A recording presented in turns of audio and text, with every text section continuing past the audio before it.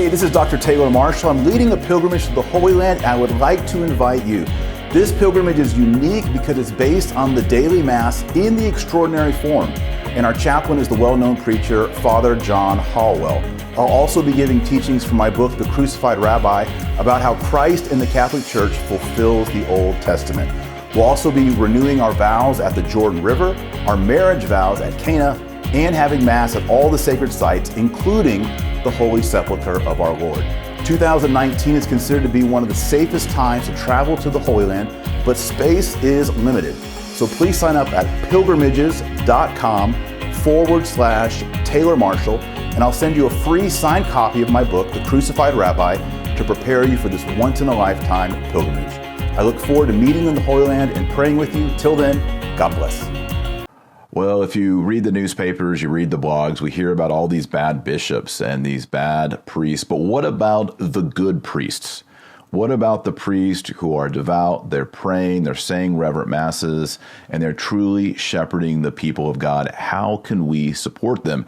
Today, I'm back here with the well-known Father Hollowell, and we're going to talk about what about the good priests and what we can do to support those priests who need our prayers, but also what are practical things we can do in the parish, liturgically, devotionally, and even, I think, administratively. So Father Hollowell is the pastor of Annunciation in Brazil, Indiana, and St. Paul's in Greencastle, Indiana. He's also the Catholic chaplain at Putnamville Prison and DePauw University. Welcome back, Father John Hollowell. Thank you. Thanks. Good to be with you. It's good to be with you. And we'll be heading together to the Holy Land. Yes. On our pilgrimage in July. So yeah, I've never been. So I haven't either. I've been looking for the opportunity. So thank you for the offer. That'll be great. Yeah. So if y'all want to join us for a pilgrimage, all the masses will be extraordinary form, Latin Mass. Father Hollowell will be celebrating them. I'll be doing some teaching, and we're going to go all over the Holy Land, Jerusalem, and have masses everywhere. So it's going to be great. Right. Father Hollowell, good priest, how do we help them? What's the psychology of a good priest right now in this crisis? What are they thinking?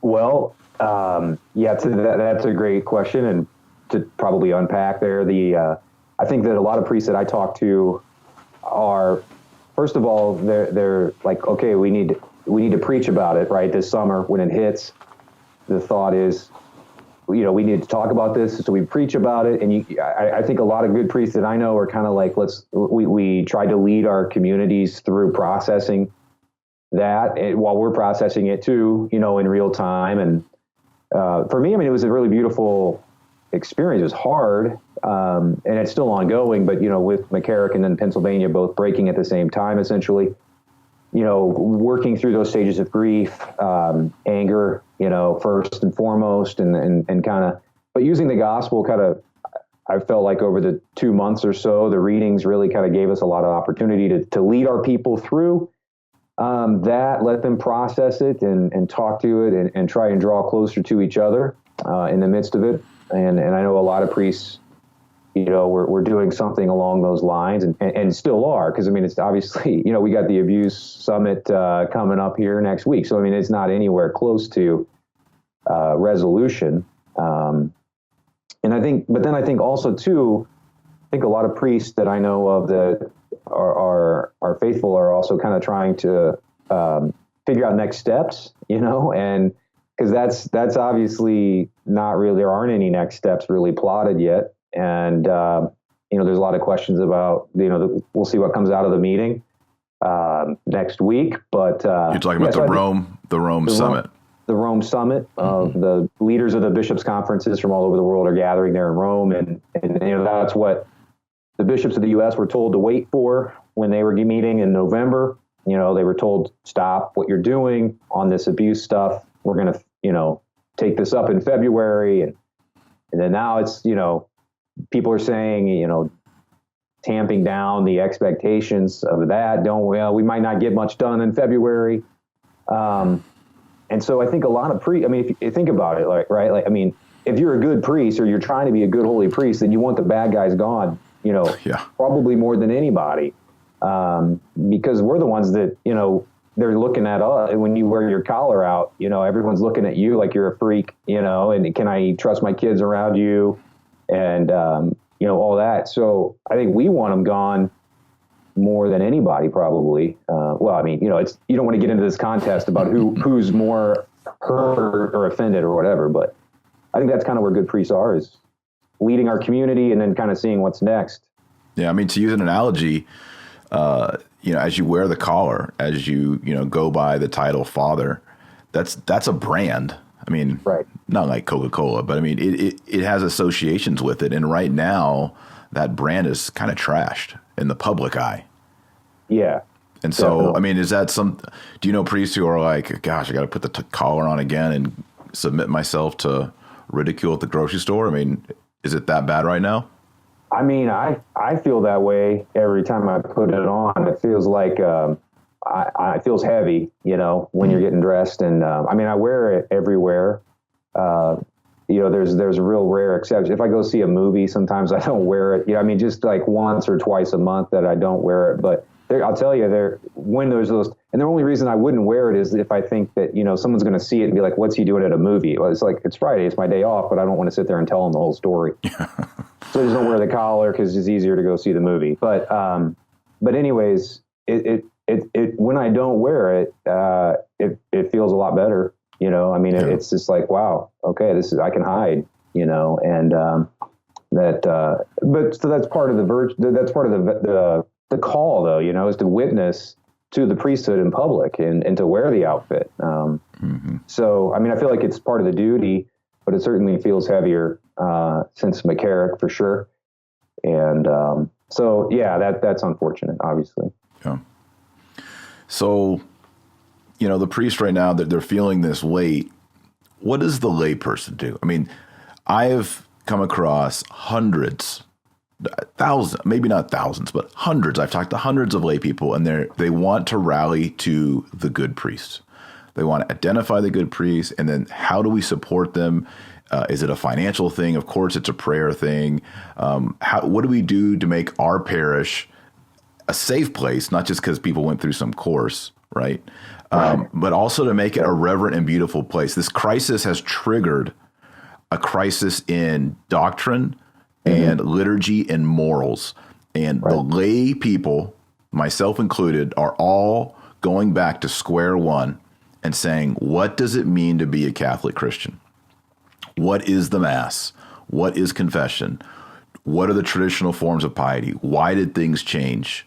And we're just trying to figure it out. There's been no really clear answers from Rome or any direction, like you said. So we're all kind of sitting here like, we want to become more traditional. We want a return to the past, not for the sake of nostalgia, but we see some security and some stability there. And so whatever was going on in seminaries and parishes, however long ago, let's look at that, because some of the parameters and guidelines and rails have been removed. So that's what we're thinking. So is that the right way for us lay people to think, or are we missing something? Yeah. I'll share a bit of insight, I guess, into kind of where I'm at, my journey, that I think maybe speaks to that a little bit for the laity too.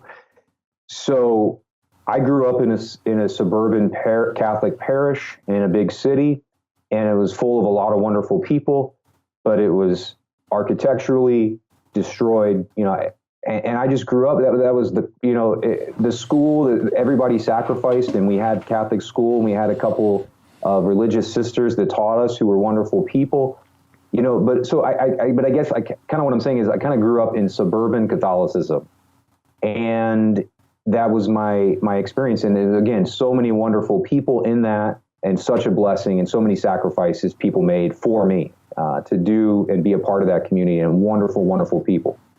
But I think what happens, right, is for me, when this hits, is for me, it's in seminary, right? I start reading Thomas Aquinas. I never heard of Thomas Aquinas until I get to the seminary, right? And it's like, and then 100 other things like that, right? Like Thomas Aquinas, and you start reading Cardinal Ratzinger and John Paul II. I'd never read anything by them, all these kind of things. So you go through this progression that I think most Catholics go through. Some people go through it and they grow up in a Latin Mass community and they know all that stuff when they're 16, and they're like, it was funny because I was a seminarian and I started developing this love for the Latin Mass a little bit. Like, I'm interested in it. I go to it a couple times. I didn't know what in the world was going on the first time I'm there as a third-year theologian. I'm going to my first Latin Mass. I'm terrified. I don't know what's going on, but I start to fall in love with it. And there's like little 12-year-old boys that start serving these masses and telling me where to go, when I'm like the deacon and the subdeacon. Right. And they're all like, Father, they just grew up with it. But a lot of us, there's a lot of people, certainly, I think, that didn't, whether they're laity or clerics, priests. So for me, I started, the veil kind of, or whatever you want to call it, starts to kind of be uncovered, and you start getting into this and you see kind of the differences, right? And you kind of start to see like, well, that Latin Mass, the crowd there is different. There's, the preaching's different, and you start to see that, right? So, but here's I guess where I'm going with this. That doesn't really, the differences didn't really hit until probably after, for me, I was ordained, right? And so as a diocesan priest, would I wake up one day, I've been a priest coming up on 10 years, I wake up, you start to realize, wow, like where I'm at as a diocesan priest, there's a lot of struggles and problems even, here's what I mean is the greatest temptation that I've had in my priesthood, and it continues to this day, is to leave the diocese and go join the FSSP, right? And I think there's a lot of priests that are that way. There are a lot of diocesan priests, and some have made it, and it's not necessarily a bad thing. I mean, if the bishop gives you permission or whatever, you can do that. But you look around and you start to, but here's what keeps me in, right? I made a vow, a promise to my bishop on the day of ordination to be obedient to him and his successors.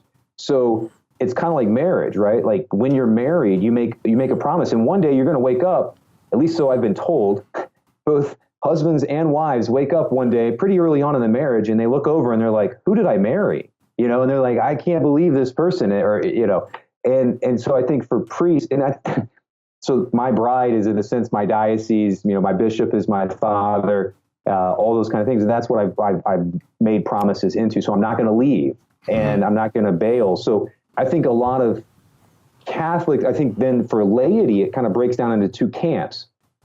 Some people are having that same journey that I have, right? They're like, they look around at their diocesan parish and they're like, man, I feel a call. I love the Latin Mass, better orthodox teaching, doctrine.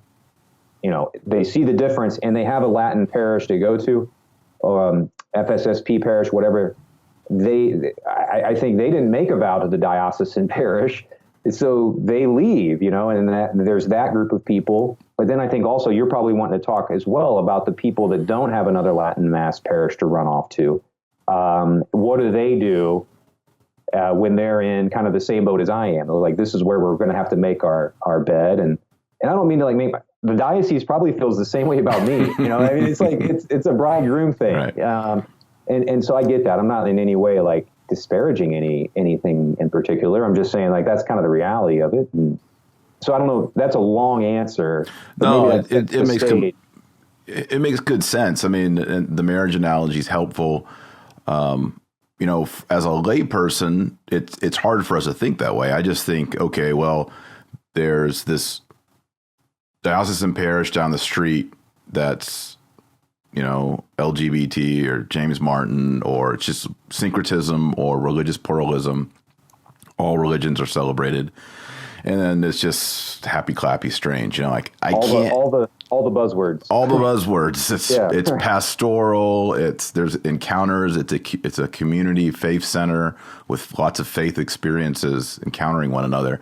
But I can't raise my 8 kids as Catholics in that context. Right. Liturgically, sermons, all kinds of things. So I have to now shop, unfortunately, and figure out what's the best thing, kind of like a school or a college. And so most people who are parents in my situation, we're looking around, we're like, okay, there's this diocesan parish, it's a Novus Ordo, and there's a really, a good priest there, and I like him.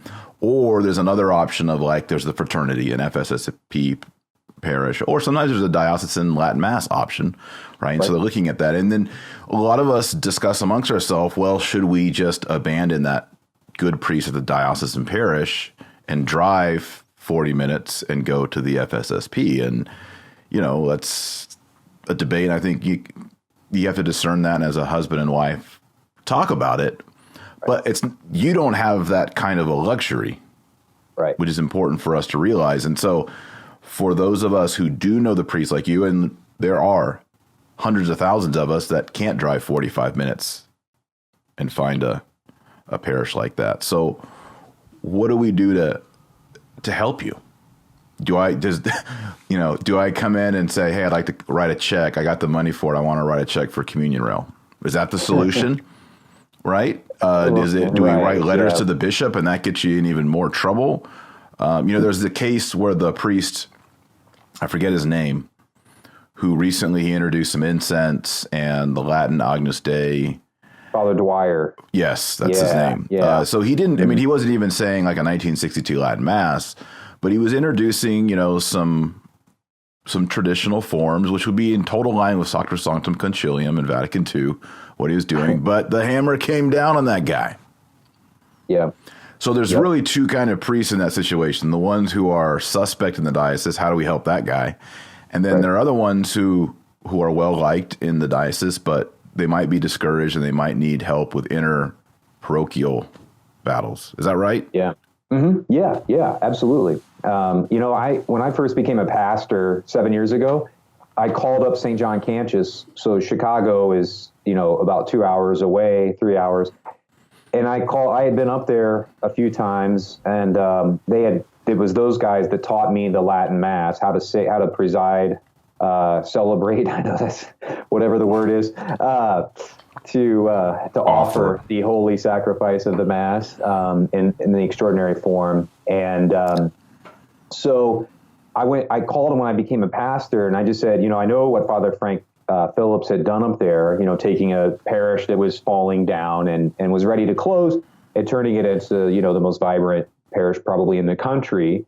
And I said, can I meet with you? Anybody, any priest up there? I'm becoming a pastor. I just would love to talk. And Father Frank called back and he's like, I'll talk with you. Wow. And so I drove up and met with him for about 2 hours. And, it was just a great conversation. Can you tell us more of this story? Because I don't know too much about it, the background of this parish.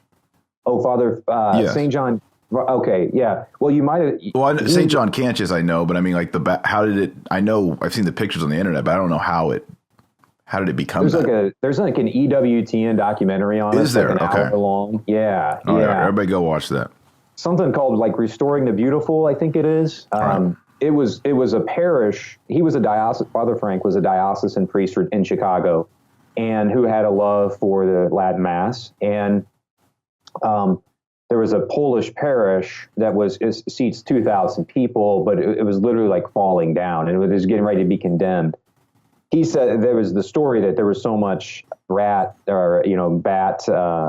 in the choir loft or up in the rafters that the building had like the windows were bowing out and all this stuff. And it was, so he went to the cardinal, I don't know which cardinal at the time, and said, would you give me that parish and let me just kind of do it however I want? I'll try and save it. And they were like, yeah. So and then he since has created kind of a religious order that's not off, it's still in whatever those stages are. So they're canons, regular, and he's still the head of that. Although Cardinal Supich, they were in the news because Father Frank was accused, and Cardinal Supich, I think, essentially kind of stepped in and I think suspended him right away. And then even though he was later exonerated, Father Frank was exonerated, I think 3 years ago, he was not allowed to return as the pastor there. But he spent 20 years, they were a parish that has 6 masses. They do ordinary form and extraordinary form. They have orchestras, the whole place has been restored. It's like a Disneyland, when you talk about the Novus Ordo unicorn, that's where the unicorn's there. You can literally go see it. So it's an interesting place, and he really resurrected it. And so I went and met with him. and said, what do I do? I'm not trying to like recreate your thing here, but like what advice? And he said basically a couple of things. He said, put as much as you can towards music. And he said also just catechize people along the way and know that what I did here took 20 years. And I think both of those things have been really helpful to understand for me. We did that. We put a lot towards our music program, and I think it's just been awesome, and it's really paid off. And a lot of guitars in there, and drum sets, and kazoos. kazoos. All those, we spent a lot on drums. Yeah. We got the whole thing. Everybody gets an instrument, active participation. Right.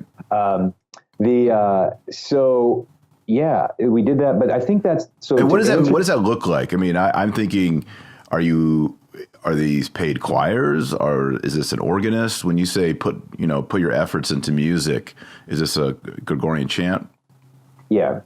Somebody that can. We were blessed with an awesome person who came in and has been with us for 6 years and has done that. Has a knowledge of the church's teaching on music, sacred music, but also thankfully, I mean, just he's been wonderful at being able to teach people along the way, right? You bring people along and catechize, and that was Father Frank's big thing. Was you got to bring people along with them, and that's why it takes 20 years a lot of times. And here's the thing, right? To your point, if you're a family, you don't have 20 years. If you're a father, you're like, I got to get my kid solid preaching. I don't have time to go in and fight. And then what? We fight for 20 years, and then some other priest gets assigned who undoes it, in a day. There's all those kind of calculations, that have to go into it.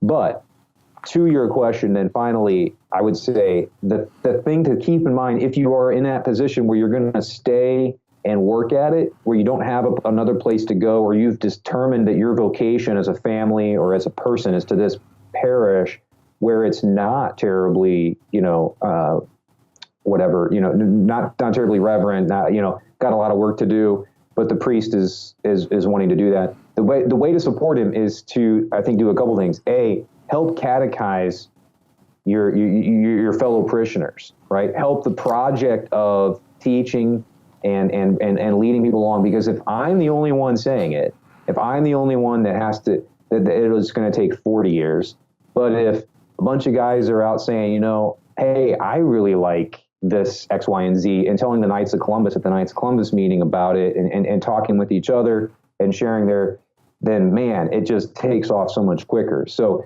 the catechesis is a big part of it. It's not typically money. It's not typically just go write, like you said, just go write a check for the communion rail, that kind of thing. I think a lot of it's bringing your fellow parishioners along, catechizing, learning the faith so that you can answer questions and teach and defend and help the priest in that effort to turn the ship around, right? It's a ship. It takes a long time to turn around, and the more people that are trying to turn it, the better. Yeah. Now, what would you say to someone who says, well, it doesn't need to take 20 years? I mean, if you have the right people, could you turn it in 5, or is that not pastoral? I think, yeah, you do have to, right? That's the thing. Let's say it's a rural parish and it's 300 people on a Sunday. I mean, right. That's the thing, is that each parish is different. We're definitely generalizing. I think when we talk 20, one of my parishes I came into was probably the most traditional parish in the diocese, and we're very much on board. So when we renovated, everybody wanted a communion rail, and basically everybody wanted ad orientem, and so we do that. And in the other parish, there's not that same support, there's not that same background, that's not their parish history, and all that kind of thing contributes. And so there's a lot longer process and a lot more teaching and things that have to happen. So yeah, absolutely, it's not necessarily going to be 20 years. Some parishes it's going to be, but I do think, and it also kind of depends on what your standard is, right? Like, and what you walk into, of course, but also where are you trying to go? When do you say you've crossed the line, right? When do you say you've crossed the finish line in the sense of having restored it? Is it when we're doing, ad orientem with a communion rail and it's everybody knows everything in Latin, and because the Second Vatican Council says everybody should know everything in Latin, And the Second Vatican Council says, so how many parishes that say they've arrived don't know the creed in Latin, right?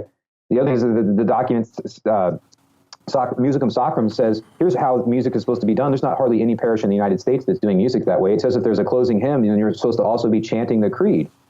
How many places are chanting the creed, But there's a lot of parishes that say we've arrived, we've done it, we've achieved victory, but they're not, so that's the other discussion, is it kind of depends on how long it takes, kind of depends on exactly how much you're trying to do and where the parish started at. Yeah.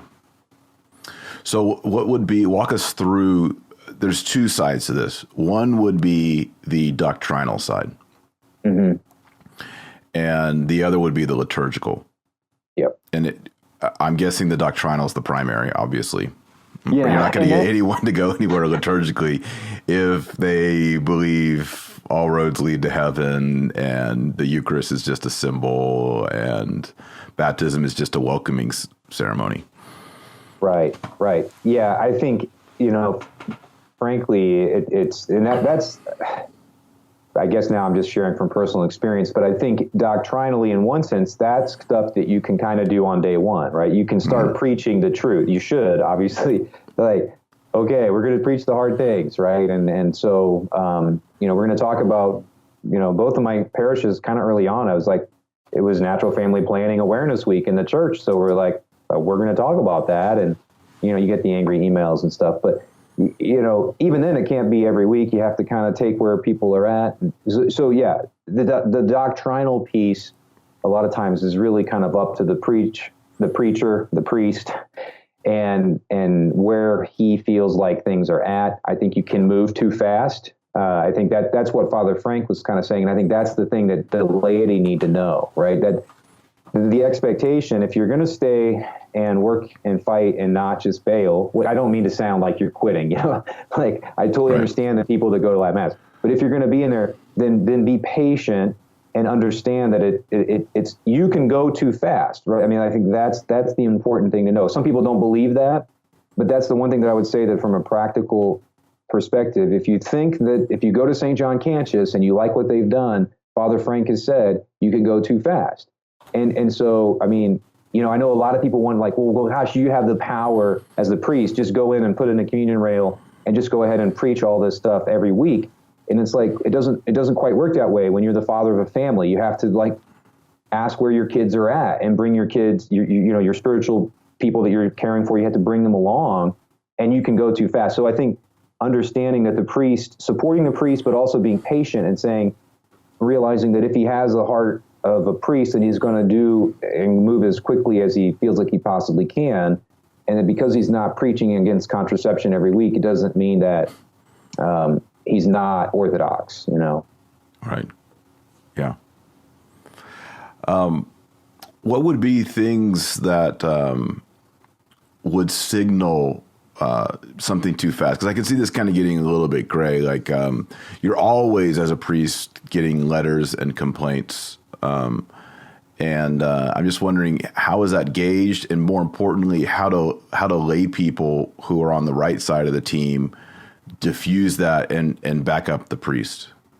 Yeah. So there's always the conversations in the parking lot, right? Yeah. After Mass. And particularly if it's the homily was on contraception or same-sex marriage or, any of those kind of things, there's always 1,000 conversations that take place. It's funny. It's those are the homilies where literally if I sometimes I hop in the confessional, sometimes I stand outside and say hi to folks, particularly with two parishes. I don't have a lot of chance to see them. But anyways, those homilies, nobody comes up to me. They're all they take off. They go out to the parking lot and you see everybody. They don't go to the confessional?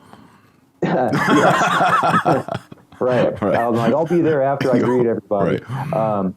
But so, absolutely. Like you said, I think that the people can go out and start saying, no, I actually believe and I'm very thankful for that. And so I keep using contraception just because that's the easiest example. Right. But when I preach on contraception, I get lots of letters from parishioners saying, first of all, you get the complaints, but then you also get a lot of letters from Orthodox faithful Catholic families that are thank you. I've never heard that preached on in 40 years or whatever it might be. And I'm always like, I don't write back and say this, but I want to say thanks, but I already know that. Like, go tell everyone else, you know? Right. Like, go tell everybody and take some heat too. You want Father to take some heat, you know, and he did. Now it's time for you to go maybe take some heat too and be like, you know, I want to stand up and support that.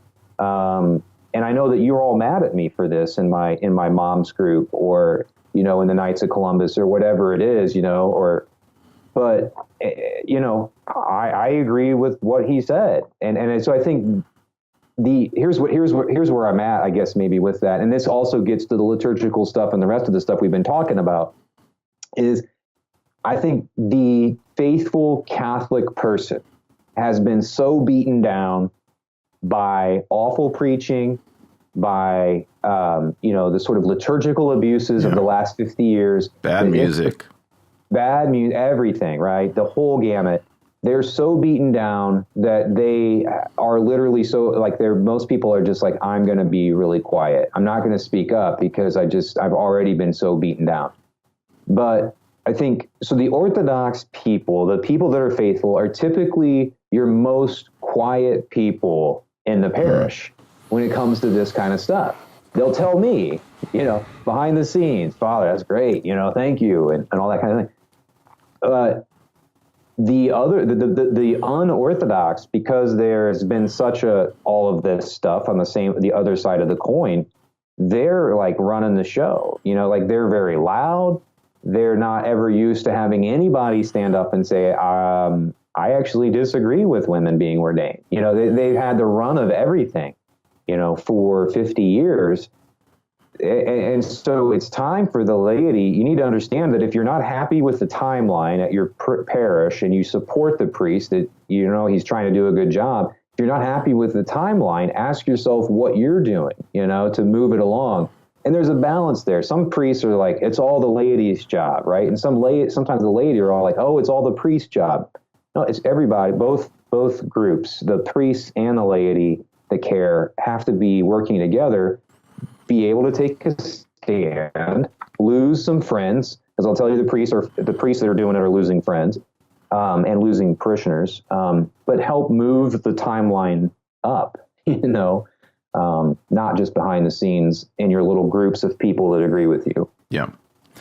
Now, I know a couple priests, two come to mind, who did this, and the church turned around, and, you know, maybe it's in an urban area or a place that wasn't that great, and this church became a vibrant place where people would commute and drive to.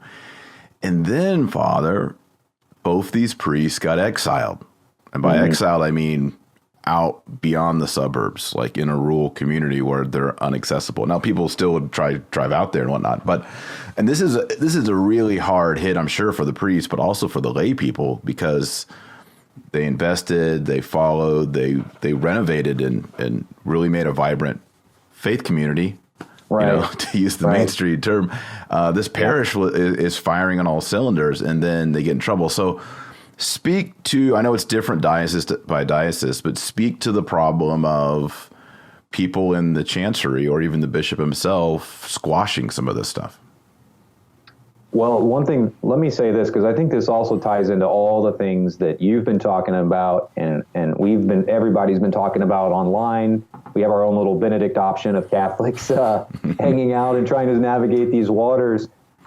Here's the long and short of it from where I come from. And this is easier as a priest, but our vocation is to do what we can with the time we've been given. That's Gandalf in Lord of the Rings, right? Summing it up.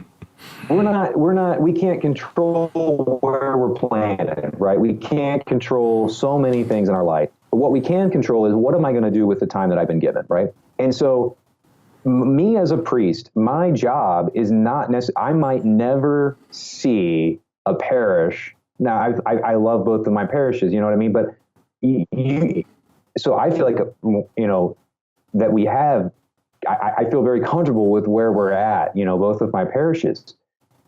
But, you know, there might be a priest out there that you work, and let's say that it takes 10 years, and you do 5 years of really hard work, and then you get moved every 5 years. So you never get the chance to get to year 10 when it's done, or whatever that, this is all hypothetical. But if that's the case, right? Who cares? At the end of the day, right? My job is I want to try to make my parish, as good as it can be. But our job is to uproot evil and work for the good wherever we're at, and so, okay, I get it. You're a layperson, and let's say that you've decided that your vocation is to stay at suburban parish X, and you're like, I'm going to go in and fight, and you do, and you help catechize your friends, and you help father, and it starts to turn around, and then the priest moves. Is that disheartening? Yes. But did God say that that we're ever going to establish right? Okay, maybe your vocation is to do that 7 times for 35 years. That's what I would say I get it. It's discouraging, but you know what? I mean, all the other things that are happening in the church, there's a lot of other things I should say that are discouraging, but we don't stop, we don't quit. We keep going in so many other areas. And I think it's true in the parish too, whether you're a priest or not. Now, one of the advantages that I have is that I know everywhere I go, I can always be taking the next step that I feel like needs to be taken, whereas when you're the laity, you're the lay member of the parish, you can't necessarily, even if you're on board with Father, what you want to do next might not be the next thing that that happens. So that's even harder. But again, I think it just comes back to what's our ultimate vocation. And yes, it's disheartening when we don't get that liturgical paradise finished off and done and able to celebrate. But, we were never guaranteed victory or success on this side of heaven anyway in so many other areas. Yeah. That would be my ultimate. If you think about it, I mean, if you went back to 1950 or 1900 or 1250 or 750, I mean, generally there wasn't as much liturgical confusion. Right. There was a consistency. And yet still, the church had its struggles, its heresies, its corruptions, its scandals. So we need to be on guard that creating the liturgical Shangri-La parish does not ensure suddenly that everyone that goes there is a saint, or that the whole society would be a saint. There's always the personal conversion. And so, of course, I advocate for getting as close as you can to the unicorn and glorious, as its intention, glorious worship of the Holy Trinity with everything we can give it. But even then, and I know of Latin Mass parishes who have had serious problems, so. And right, I mean, like some of the places that celebrate the Latin Mass within that,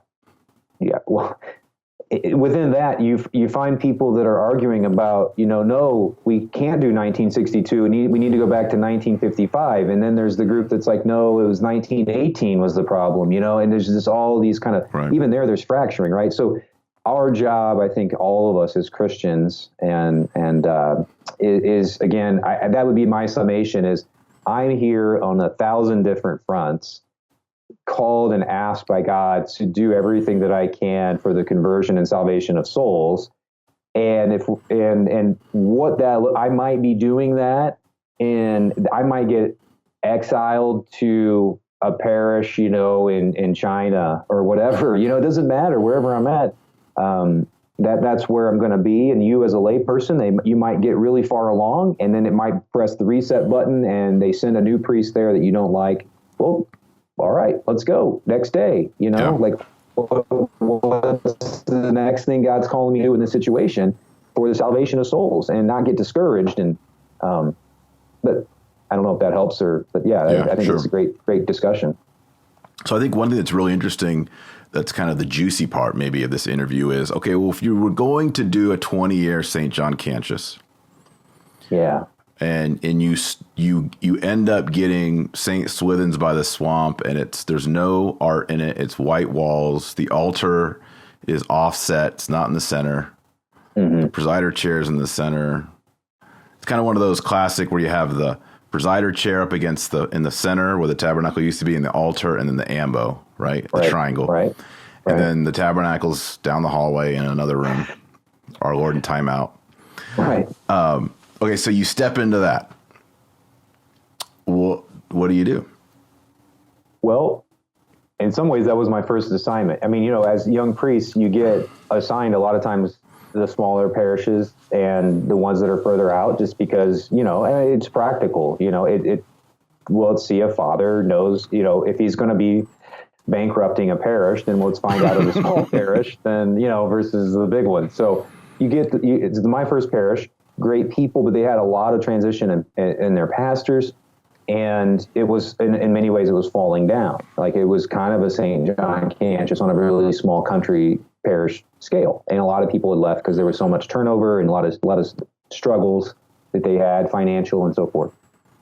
So one of the things I think that turns that what I did was, I think the first thing is just to kind of, when you come in, at least as a priest, and maybe this applies to the laity too, is to just say, first and foremost, I'm here, and I'm here to serve you and preach well. You can preach well right from the start and emphasize, I'm going to be good. And that brings a lot of people back. I think a lot of times is most people are, first and foremost, they want good preaching. And so bring in good preaching and do that. And just, it's one of those things that it's a Novus Ordo phrase, probably not a buzzword, but a phrase, you know, they don't, but it is true that they don't care how much you know until they know how much you care. Yeah. I think for pastors and probably for lay people too, coming into a parish, if you're new there, if you show people, look, you know, I didn't walk in, I said, and in fact, you know, the rectory it's way nicer than anything I've ever, you know, lived in before, but there were some issues. But I'm like, we're not touching the rectory until we fix the church, you know, and whenever that is. So we're not touching, I'm not, you know, and I think they appreciate that kind of thing, you know, they're like, I'm not like mad that I'm at a poor parish, you know, and I'm not, and right. If I'm a layperson, I don't walk in and look around and be like, ugh, you know, they're like, if you're a layperson, you come to a parish, then be like, you know, I'm glad to be here. You know, I want to be here. Let's do this together. Let's get to know you. I want to prove to you that, you know, I'm here to care for you. I'm here to be your father spiritually. And then you get momentum going that way.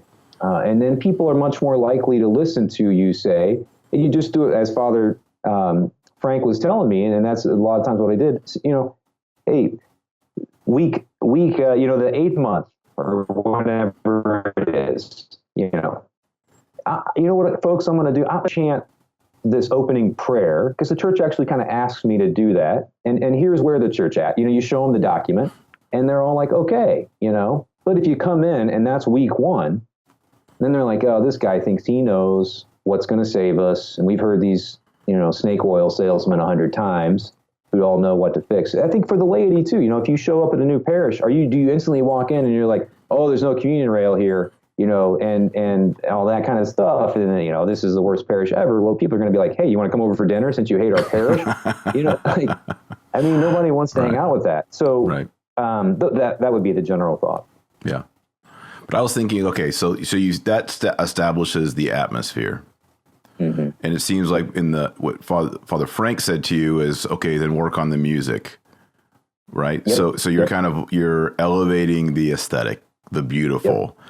And I think that does, in a sense, transcend rubrics and liturgical texts. Right. Because here's a crazy thing, right? The studies show, I can't remember, I think it was Pew Research, you know, or whoever it is that does those sociological studies. Everybody's basically in agreement. They found that by far the top 2 things that draw people to a parish or push them away are preaching and music. Right. Mm-hmm. And yet we don't emphasize preaching. We don't think, you know, if I'm the bishop or whoever I am, a vicar for clergy, there's not a lot of times, folks, that's like, if Coca-Cola as a company finds out that these are the top 2 things that sell Coke, then there's going to be like a boardroom meeting. What can we do to fix music and preaching? Right. Yes. But for us, and it's like we act like we don't know what good music is, you know, or we don't know the answers to either one of those questions. Like, they're just so hard to figure out. So we a lot of times ignore them. So, I mean, when people hear good sacred music, they're like, that's awesome. You know, I love that. And when they hear good preaching, they appreciate that. And there's things we can be doing, I think, on both of those fronts. it surprises me. I'll be watching some movie, or action movie, or, I don't know, like Transformers or something dumb. They'll have Gregorian chant and like the action sequence, like slow motion fighting, and they'll be, I know it's a Gregorian chant. They just like bought the rights to it and ripped it and put it in the film. Right. If they know that that's elevating what's being seen and said on the screen in the human soul, they know that. Right. Why don't we know that? I did a blog post on that. It is one of my favorite ones to write of all time. And it essentially was like, I was joking and talking about like Catholic hymn writers are hired by Hollywood to write songs for, action movies. And it was like, hey, everybody, Darth Vader just died, but it's okay because he's going to come back. No, they're doing chant, like you just said, and I showed like 18 clips, on the post. Harry Potter, even, everybody knows that it's fake Latin. They even use Latin, Yes. It's like, so Hollywood gets it. They use, what do they use? Anytime it's time to show something serious happening in a film taking place, they use Catholic music. Yes. But what do we use to show the world that something serious is happening? We use Marty Hagen, who's not even a Catholic, writing guitar music. Yeah. And it's like show tunes at best. Right. Yeah. So it's like, wow, I wonder why, no one knows that the transubstantiation is happening when we play that kind of stuff. So the music, what about, rearranging the sanctuary? I mean, do people really get ticked about that when you bring the presider chair off the center and put the altar in the middle? People throwing plates at the wall? I just can't imagine. Yeah, one of the things that at one of my parishes I did that. I mean, that was like week one. The presider's chair it wasn't in the middle. It was to the side of the altar, but it was facing the people. And so, I mean, I'm like, the readings are going on over here, and I'm like looking out at the people and like looking over, and it was just so weird. So like literally that first or second week, I'm like, boom, I'm turning 90 degrees, and I'm going to face the reader reading at Mass. And there were some people that were like, oh, he hates people, and isn't pastoral. But I think the vast majority of people didn't care. But yeah, I mean, everything that you do, everything that you change, there's going to be backlash. And I think you just have to take into account where are they at, and do it gently enough that you lose as few as possible. But vast enough that you feel like when you go to bed at night, you can tell God, Lord, I did what I could today. So, yeah. Yeah. So let's say you do move the presider's chair and you bring the tabernacle back in. I mean, I'm just trying to think in 2019, people who are still going to Mass every Sunday, like in it to win it Catholics. Yeah. Right. Are they like, now, darn it, we had this awesome setup and now it's all messed up. Right. Is that really, no. I mean, am I just too tratty to get am I too biased? I just can't imagine. If anything, where I've been around parishes, there's a local parish where they actually brought the tabernacle out of the side room and brought it into the center of the church. People were so excited, writing checks to, they want to put some art on either side, some angels and stuff. People were so excited, like, oh, we've been wanting this for years. Right. Yeah. I don't think that you get a tremendous amount of backlash.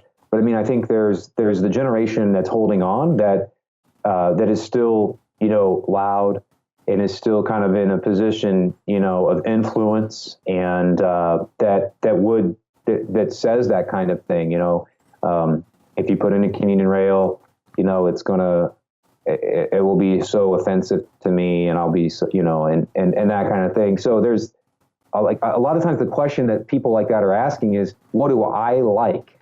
What do I specifically like? And I specifically like, because I grew up in the 1960s and the priest yelled at us in the confessional sometimes, and I didn't know what was going on at Mass. I love the fact that fathers turn around and faced us and there's no more communion rail. But what you have to ask is not what do I like, but what is drawing people to Christ? What is saving souls? And they can't take themselves out of their narcissistic sort of inward turning. Yeah, you don't understand. You like that because you were first formed in a place where the tabernacle was in the middle and chant did happen and all those kind of things. My teenagers out here who have only been alive for 15 years, they don't know any of that, right? So are you able to move beyond your specific likes and dislikes liturgically, what you happen to prefer, and ask the serious question about what actually draws people here and keeps them? The teenagers, for the vast majority of them, want good preaching, and they like tradition. They love adoration. They love these kind of things. They like sacred music because they hear that stuff, the guitar Marty Hagen stuff. And while it's great for the baby boomers, my kids are like, that's a joke. Like, I wouldn't listen to any of that. Like, Kendrick Lamar and Kanye West don't sound like Marty Hagen. I get the fact that Marty Hagen sounds like Peter, Paul, and Mary and the Beatles, who you grew up with. Right. But that's not but you're still fighting because you like the sound, And they call it contemporary music. Right. But it's not, like you said, it's not Kanye West or, it's. I'm like, you don't want contemporary music, church music. That's a good I point. promise you. Have you listened to Jay-Z? Yeah. Like, you don't want contemporary music in our church. I promise you that. I was telling the people, I use incense at Mass. I think it's important. I think it's a great thing. I use it at Sunday Masses. I don't on Saturday night for the people that have asthma. If you have asthma, come Saturday night. But on Sunday I use incense, and I'm like, but I never use incense outside of Mass. I don't light incense in the rectory. The people always see it and they're like, oh, you must like incense because you use it at Mass. I'm like, no, I use it at Mass because I think it's really important. Yeah. And it's a part of the liturgy, and it's a thing that attracts people, and they really like it. And that's why I use it. I don't ever burn incense anywhere else. Right. They're just thinking that I must do it because I like it. I'm like, no, stop making it about you, Friday night, you put on your robe and your slippers, you get that thurble out, and just sort of. Oh, yeah, and like I walk sit around in your the lazy reference boy. desk, Yeah, sit in your lazy boy and just, that's incense. Smells good. Like, oh, Father, you wear those nice vestments and all that kind of thing, and that, you must really be into clothes. I'm like, no, I have 3 T-shirts and a pair of shorts, and I don't ever wear anything like that vestment ever, anywhere. The same thing. I don't listen to a lot of chant when I'm driving around. I have a few chant CDs, but the vast majority of the time I'm listening to sports talk or Catholic radio or whatever. I'm not listening to chant, but it in Mass, it's I'll fight for it. Yeah. Okay, so the other problem is you make these moves and then you get the call from the bishop. Mm-hmm. Is there anything a layperson can do, or at that point it's an I don't think so. inner office discussion? Yeah, I don't think so. And I mean, there's not. I mean, Father Frank, I think, was a great model of that. Cardinal Supich said, you've been not charged with anything, but you can't come back. So he's like, okay, God's will. If I was talking to my spiritual director, my first round of my assignment is coming up, and we have a 6-year term. We can be sent back for another 6 years or sent somewhere else at the end of that 6. So my 6 is coming up. And, you've done a lot at your parishes, but you don't seem to be like, if they move you or whatever happens, you don't seem to, he said some guys are really attached to what they've done and don't want to leave. And he was kind of commending me. And trust me, not all of my spiritual direction is him commending me. But I think that's super important. And that kind of gets to what we were saying earlier, that it's not my, yes, there's a temptation to, I'm thankful. It's awesome. I get excited when I walk in and we see what we've done together as parishes. But yeah, that's a danger when you start thinking about it as your thing, Right. Whether you're a priest or a layperson, this is my operation and my parish. I mean, there's you get that in everything. You get lay people that run, adoration chapels, and it's like it's their thing. They're very controlling, and like, this is my thing, and don't, there's always a temptation, even in the holy things of the church, I think, to get overly attached to them. This is not our home. We are pilgrims passing through, as Saint, I think it was Therese said, and I think that's just a really important mindset to have. Okay, so I'm going to work as hard as I can here, and if the bishop calls and moves me, then I'm supposed to be moved, and you guys are supposed to get this next guy, and who knows what. And if he's preaching heresy, then what God ordained is for you to figure out what to do about that, you know? Right. And if I get sent to wherever I get sent to, then that's God's wanting me to figure out and become a holier in that place, no matter what. If it's the most Orthodox parish or the parish that's the most suburban tabernacle down the hall situation that you could find. So, yeah. So I guess one of my, I know Catholics, lay Catholics now are more active. They're more vocal. 20 years ago, the thought that you could write a letter to your bishop, mm-hmm. but, getting a meeting with bishops, you saw your bishop when you were confirmed, but there was a pretty thick insulation between you and the bishop. Now he's on Twitter and people are just popping off stuff to their bishop all day long. Right. I mean, you go on these USCCB Twitter feed or any of the bishops and you read what's going on there, like, whoa, So yep. People are more vocal. They feel like they have the bishop's ear more. When a situation happens, like, remind me the priest again who just had that problem where he's adding the incense and the... Father Dwyer. I think Michigan, somewhere, yes. I think in Michigan. So when the Father Dwyer situation happens, is there anything the lay people can do? For the priest so. And for... do they... I don't know. What can they do? Yeah. I don't know. I don't think that there is anything personally. Mm-hmm. I think in his situation, he was also, you are, and I don't know the technical canon law, I might mess up here, but essentially what happens is the first time you're made a pastor, you're not made a pastor your first year. You are an administrator. So when I first came out this way, I was an administrator for a year, and then the bishop came out and installed me as a pastor after 1 year. So it's kind of, in a sense, it's a trial run to, again, make sure that so canonically, they could still pull you out anytime in that year. But once you're a pastor, you have certain rights, according to canon law, that they can't just move you for any reason, that you can kind of have recourse, and that kind of thing. So he was, my understanding is that he was under that first year period still. So there really isn't a whole lot that anybody could do, including him. I think if you're a pastor and you get moved at the end of your term, if I get moved at the end of my term, there's nothing I can do about it. That's where I'm going to get sent. But if it's in the middle of my term and I've already been installed as a pastor, I have some recourse to be able to file official motions and things like that. But you get kind of technical there. So I think as the laity, essentially, I think other than, and I know from my bishop has told me, he's like, we get letters of support about you, when he's telling me, hey, we also get some other letters, having that, that kind of discussion. It wasn't a bad discussion at all. It's very helpful. But, he's saying, when your bishop comes, if you like your priest, I think it is good to let your bishop know, right? If you like the homily, let the vicar for clergy, let the bishop know, those kind of things.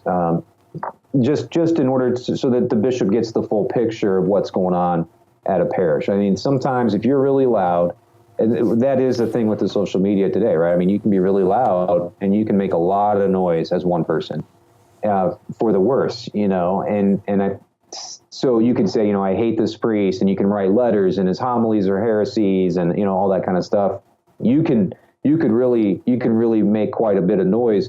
So if the bishop's getting the opposite from other people in your parish, that really helps him get a full picture of what's going on. I mean, imagine how hard it is to kind of try and really keep accurate tabs on the state of 140 parishes, or if you're Boston, whatever, 600. So that other than I think just giving the bishop an accurate picture of what's going on with an occasional letter or an email, I think that's about the best you can do. And in the face of somebody being moved or something, there isn't, I don't think, really a whole lot, that you can do. So what I'm gleaning here is, if you have a good one and it's going in the right direction, you want to write letters, show your support, kind of let the bishop know, hey, if you move this guy, we're not going to be happy here. We're letting you know this priest we like, and we're supporting him, and we're excited, and we're encouraged, and that communicates something to the bishop, and it could be years in advance, right? Yeah, it kind of it gives the priest some cover. Yeah, and just helps the bishop know what's honestly going on. If he's only hearing from one loud, angry person, and they're much more likely, the angry people are much more likely to write, then it helps when he also hears from 10 other people that, gosh, these people really seem to like what's going on and paint a different picture. If all he's got is the one angry picture, then he might be more concerned, and more likely to do something and intervene. So, yeah. All right, let's talk about the big issue, money. Yeah. So we're hearing, and you wrote something really good about this a couple of weeks ago, but we're hearing all over the country, even good parishes have a decrease in their tithing and giving. So what have you seen? What have you heard with your priest friends in your diocese? I think it definitely seems to be depending on the parish. It varies parish to parish. I think some of it is that dependent. I talked about it a lot. And so in that sense, I think we have then seen a decrease. Such that one of those really hard family discussions where you have to say, what are we going to cut? We've tried to assess from people, various surveys. How are you doing? Are you going to give less? Are you giving less now? Because we are on a downward trend in both of my parishes collection wise, to the point where it's not just a negligible amount. It's something that we're really having to say as we're in budgeting season for next year now. Okay, what are we going to budget? Because we've seen these changes. So I think how much are you seeing? Can you share with us? Yeah, I think we're seeing probably about I think at the end of the day, some of it will depend, on the numbers, but I think we're probably 5 to 10% decrease at both parishes, and and at one, it's we had actually before the year started, we kind of took some chances. We had plenty of savings, we were kind of like, well, let's push a little bit here and here, and then it's even worse when you kind of try and take some chances in a year, and then the bottom falls out, and not only do those chances not kind of pay out or work, but you also have this scandal come out. But so some parishes, I'm not saying that like if the collections didn't go seriously down, it means that the priest didn't preach about it. But I would do it all over again. I'd preach about it for 7 out of 8 weeks this summer again. And even though it means that I think my people were probably more clued in to what was going on and also more angry then about it. So, yeah, and I don't know the diocese. I think we talked about that last time. The dioceses around the country, you hear different things about them also being down. I think those are probably where you're going to see an even more of a decrease, is my guess. But again, it probably just depends on how much the average Catholic, I think, is not on Twitter reading the National Catholic Register, and so if they didn't hear about it at the parish, they might just chalk it up to another cardinal this summer and another grand jury report, more abusive priests. It's been going on for 20 years. And so I don't know. Those are my quick thoughts. Yeah. Now, some people have spoken out in the public. Some people have written me. They're in a bad diocese. The bishop is under investigation, or there's big accusations. Priests have been moved around, so it's a pretty grave situation. They want to support the priests. They want to support the life of their parish. It's part of our duty as Catholics. But they're like, how do I write that check? Mm-hmm. How do I support financially? And a lot of people are confused about this. Right. Is there a standard way of doing diocesan assessment in the United States of America or globally? That's a good question. I think it's generally, yes. I think that generally what happens is that each parish, from their parish Sunday and Holy Day collections, has, there's a what we call a cathedraticum from cathedral. And that's the percentage of your Sunday and Holy Day collections that go and are passed on to the archdiocese. So essentially, the diocese is, and I believe that's or diocese, right? Yeah. Yeah. I don't know people thinking if they're in a diocese, it goes to archdiocese. Right. Yeah. Yep. Your local. Yeah. your local diocese. Absolutely. Yeah. So I think it's, there's that percentage that goes on. And then most dioceses also then have an annual fundraiser appeal asking people on top of that to pledge, or commit X amount for, Catholic charities and operations, and they list the different, sponsor a seminarian type of thing. So both of those typically happen each year. In order, in the sense of if a person wants to somehow support the parish, but not the diocese, one of the things that can happen with that, I mean, one of the ways to do that is through, you could just make a donation to the parish directly, not through the Sunday and Holy Day collections. That then one of the... So the assessment, if I understand, the assessment only comes from the Sunday baskets? Yeah, and Holy Days. Yeah. Yep. So there's it's kind of a percentage that's passed on for the maintenance and all the, and to be like, people are like, oh my gosh, I can't believe the diocese is taxing you. Well, they're providing insurance. They provide HR assistance, every time I talk to all these Protestant ministers around, who are like, man, you guys have such a blessing when you have that sort of, chancery downtown that you can call with questions that come in and help you with things. And I mean, so there are things that are benefits to the sort of, so I'm not saying it's just like this sort of under the table, come in and take. And I think everybody knows, the vast majority of people know that, part of my collection, what I'm donating to the parish, is going to go to the diocese. But yeah, so if you just write a check, if you wrote a check for $10,000 to the parish and just donated it in that way, typically that money is not part of the assessment that goes on. It's considered an extraordinary donation.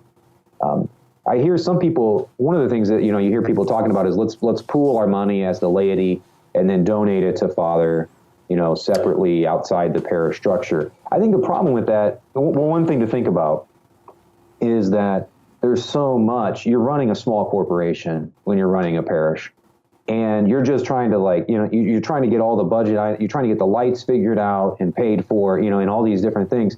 To then wonder, to have this as it's way easier budget-wise and organizationally if it does come in through the normal avenues. To say, well, we've got this offshore or off-parish, Fun. bank account that okay, so now I've got to figure out what's the legality of this, and it really creates a lot more work for the parish.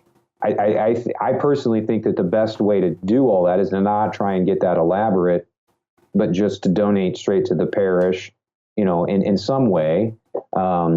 And it's even, frankly, I get the idea about not wanting to help the diocese, but I don't see it in any way being unjust what the diocese takes out of the collection basket, and it makes it a lot easier on the parish if that's the standard the standard revenue stream, so to speak.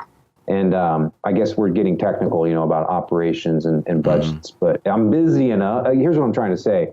I'm busy enough as a pastor. Most pastors are. What I don't want is the added work of now trying to piece together, oh, the light bill's coming from over there, and this person's going to write a check. Then I got to email that person, hey, the light bill's this. Then they got to write me. Then I got to go cash the check. Or, you know what I mean? It just gets kind of crazy. So that's my general take from a pastor on the ground, right. I guess. Yeah, one of the things that's hard for people to understand is every parish is a franchise of the bishop. People need to understand that. That's canon law. That's how things work. Right. If the bishop wanted to sell your parish tomorrow, he could do it, right? He could sell the land. Yes, there are some canonical protections, but you're in trouble. If your bishop wants to sell your land, you're in a lot of trouble. Yeah. But you have recourse to Rome and that kind of, if it was unjust. But right. Essentially, what he can close your parish tomorrow. Yeah, and then he could sell it a month from then. And then And then the selling of property is something that can be protested. But it's, so I don't know if that's too technical. I had to deal with that when I first came out here. But yeah, so he could, I mean, you're just a franchise of the bishop, and he can close it down. I understand that he can reach in and take funds if he wants, correct? He could raise your assessment and say, well, I want to tax is the word we're using here. I want to tax you twice as much this year because we have shortfalls in the diocese. And he can do that, can he? Yeah, so I think it does get to this discussion, though, at the same time about that we were having earlier, which is how fast can a priest move? How fast can a pastor move, right? The bishop can do whatever the bishop wants, but the bishop also, I mean, there was that guy, I think it was in Argentina, one of Pope Francis's bishops, that he put in, and they had to pull him out because the priest literally just revolted, and then so there was literally like an uprising, So you can technically by law do a lot of things, but there are those really practical calculations that do come into play if you're a pastor. And the same thing goes then for a bishop. If you're a bishop of priests and if you see priests getting treated unfairly, or, you see brother priests, or you see things being done that suddenly, hey, I get 9% of our collections going downtown, but you just made it 18. Like, there's ways that priests and the faithful can kind of, rebel against that and pressure, to kind of keep that, I think, kind of under wraps. Is that about? Sorry, is that about what an assessment is? 9%? I think that's what it is. Mm-hmm. Yeah. I'd have to go check. I obviously should know that better. Right. But yeah, I believe that's what it is. Yeah.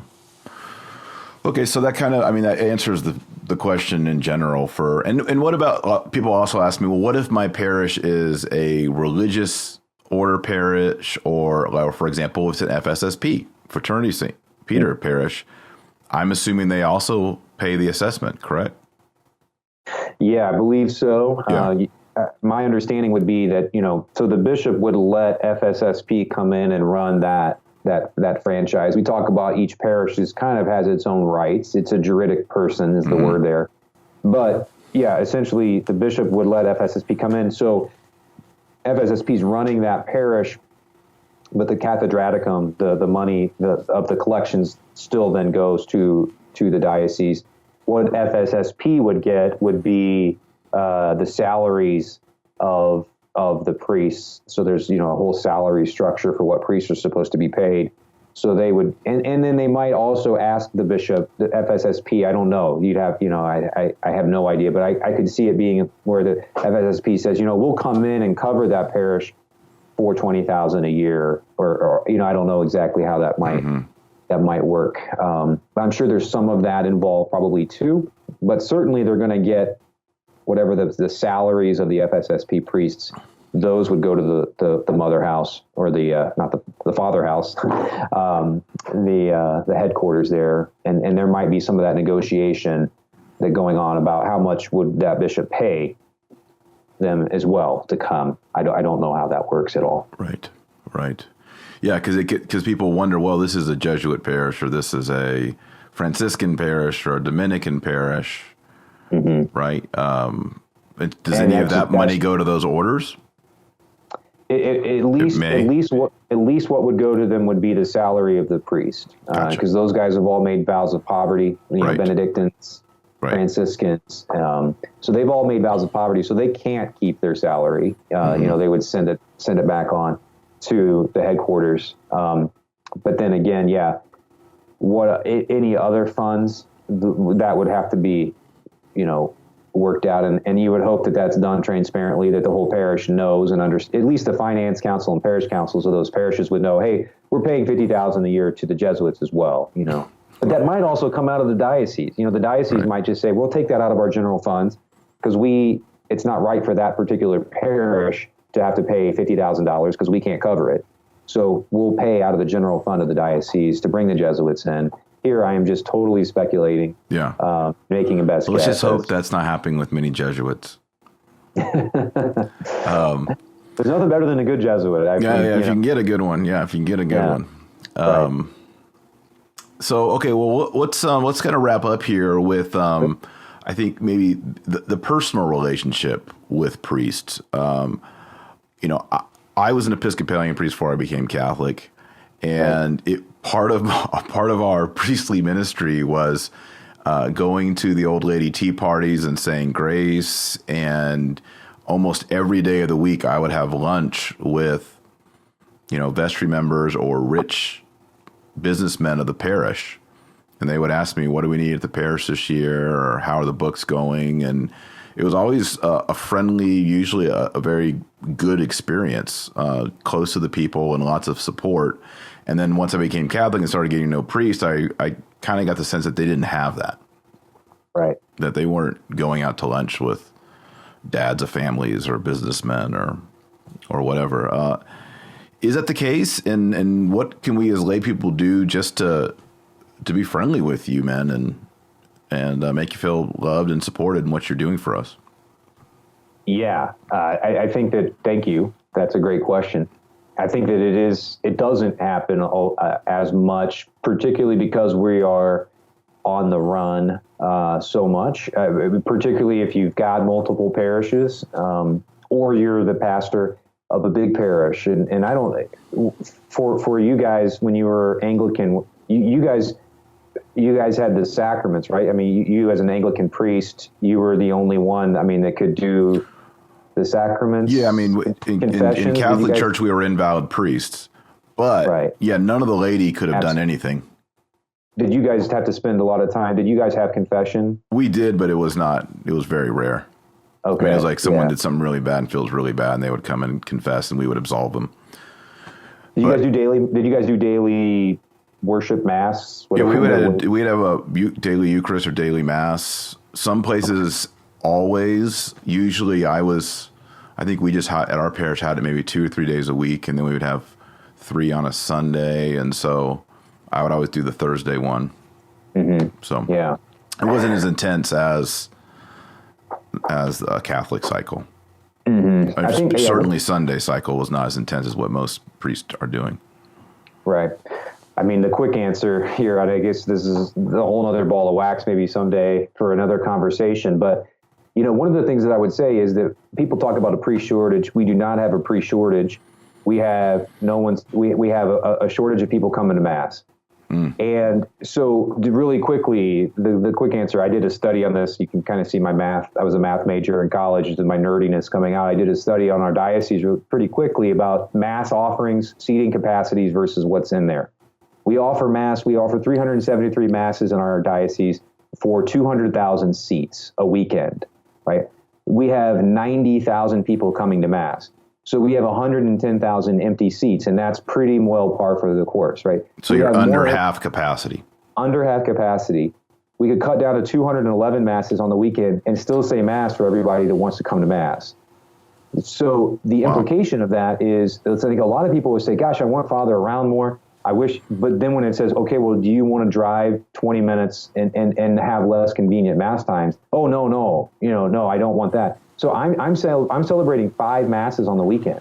I do 2 Saturday night, right, 2 Sunday morning, and then a college Mass at 5 o'clock on Sunday nights, right? So, and then, multiple Masses. Some days I do 2 Masses on a weekday, funerals. So one of the things that I think to talk about, people are like, we want more time with our priest. And I'm like, I get it. I do too.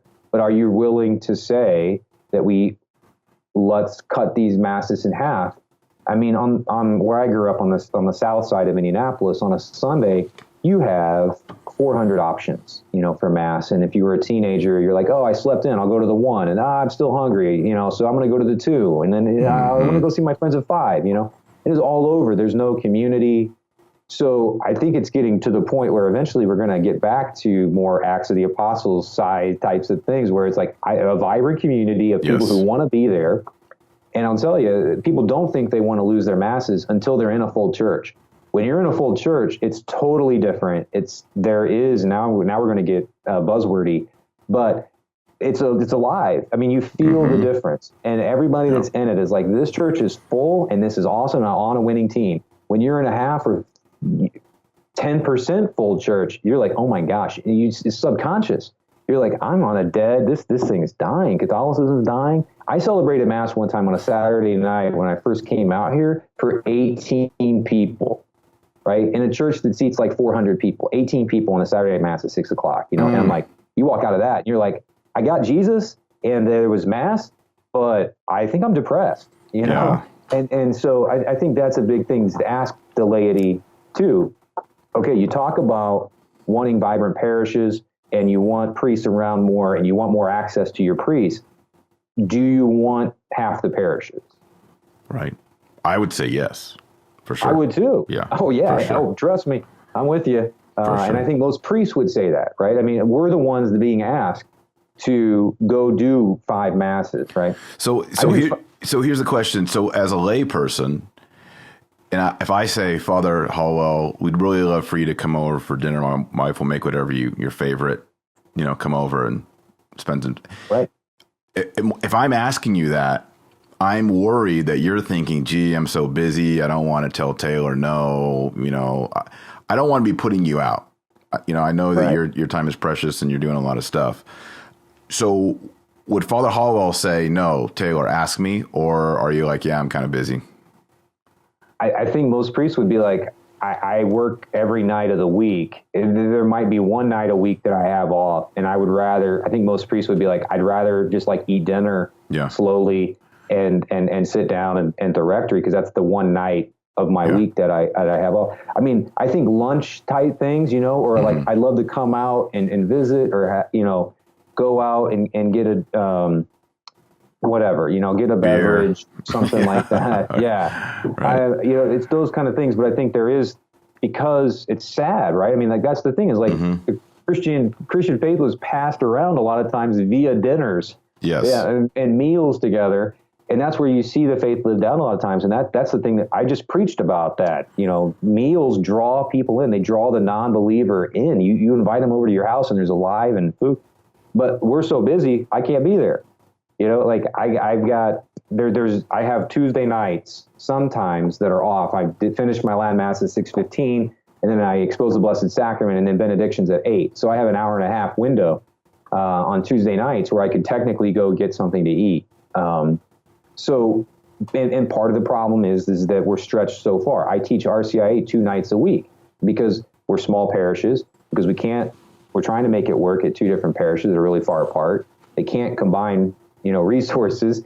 So I have to teach it, and I love it, but but that's 2 nights a week. I can't go to sports games with my kids, the students. I can't I got college athletes going on. I can't do any of their stuff. Kids, plays, nothing, and it's just like, and part of that gets, and that's the whole other thing, we've been talking about, what other things can be done for priests, smaller parishes or less parishes, living in community as priests, those kind of things, probably a different show. Yeah. No, that's great. We need to hear all this stuff. I mean, everyone's like, what do we do? How do we help? I mean, we need to hear how you guys, as our priests, our fathers, see all this and hear this and the stresses that are involved in it, the financial, the liturgical, the preaching, all of it. Yeah, the best way to help might be, I don't think I'm operating out of my own personal bias, but the best thing might be to go out and start telling everybody in your parish, we need to lose a Mass, right? Yeah. We need to cut a Mass. If they're not all full, if there's 2 Masses that are half full or less at your parish every week, merge them. Then you need to say, we need to merge them. Because I'll tell you, that's the one thing we keep telling, our bishops get this, we've told multiple ones, and I think they understand and they're working at it, but I cannot. If I close a Mass myself, my budget's shot. Like, everybody leaves because there's too many other options right now. And so I have to keep saying all of these Masses. But if the bishop comes in and says, hey, we're going to decrease the Masses, or the parishioners themselves would ask for it, which will never happen, then it can survive, if it's done in a kind of coordinated way. But that's more of a joke. I don't think anybody's going to go out and ask for less Masses at their parish, unfortunately. Well, as Protestants, we would usually only have nothing Saturday night, nothing Sunday. Well, Sunday night was always the hardcore Marines. So in the mornings, you would have the early and the later. Okay. And the early would always be the old folks. And then the later would be all the families. Right. And then Sunday, you would have sung evensong. Yeah. Or my wife, who was raised Baptist, they would have like an ice cream social with an hour Bible study, sometimes a sermon on a Sunday night, you know. But there's only the two. Right. And what was great about that is it brought everybody to the same spot. I mean, you pretty much knew everyone in your parish because you bumped into them in the parking lot and talked to them, and you knew who was in your church. Right. And some of these parishes, they have 6 masses on a weekend. You can go there and not even know that so-and-so goes there. As my Archbishop says, you know, he says each mass at a parish is its own parish. And I think that's really true in many ways. And yeah, I mean, gosh, yeah, there's so much, you know, that you could be doing on Saturday. I think the Saturday night thing is a real struggle too. You know, when I'm doing 2, you know, some people always want to hang out, you know, Saturday night because they're off. And I'm like, man, do you hang out on Tuesday night? You know, like I got to work tomorrow. Right. I got a lot to do tonight, and then I got, you know, I got to get up early tomorrow. Yeah. But there's better ways to do it. I think we all know that, and I think just keeping that discussion going, and let's all work. Let's work on it, and let's be willing to sacrifice. Yeah. As laity, the convenience, you know, of things to make it more what it should be, not just for the sake of the priest, but because it becomes more Catholic. When the churches are full and we know each other and the parishes are more vibrant. Yeah. I like it. All right. Well, if you guys like Father Hollowell, which I know you do, join us for our Holy Land pilgrimage in July of 2019. Father will be leading us in renewing our wedding vows at Cana, where our Lord turned water into wine and turned marriage into a sacrament. And we'll renew our baptismal vows at the Jordan, and we'll have masses at Bethlehem and Nazareth and Sea of Galilee, and we'll go to the upper room, and we'll have Latin Mass at the Holy Sepulchre, at the tomb where our Lord rose from the dead. So it's going to be awesome. I'm pretty excited about it.